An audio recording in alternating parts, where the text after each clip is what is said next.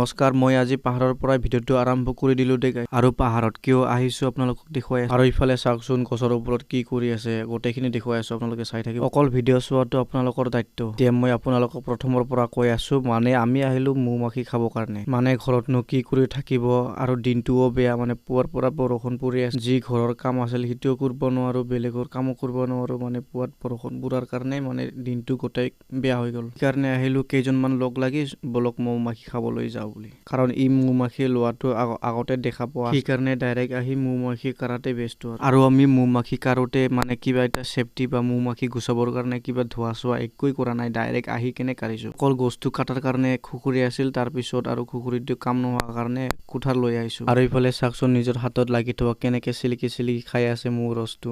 আৰু ইয়াৰ পিছত মৌমাখি কাঢ়াও হৈ গ'ল, ইহঁতে গছৰ পৰা নামিল আৰু আমিও মানে তললৈ নামি যাই আছো। এতিয়া আমি তললৈ নামি অহাৰ পিছত মানে ভগাই আছো আৰু ইয়াতে অলপ খাই ঘৰলৈ গুচি যাম। আৰু ভিডিঅ'টো কেনে পালে আৰু কোনে কোনে মৌমাখি খাই ভাল পোৱা কমেন্ট কৰি জনাব।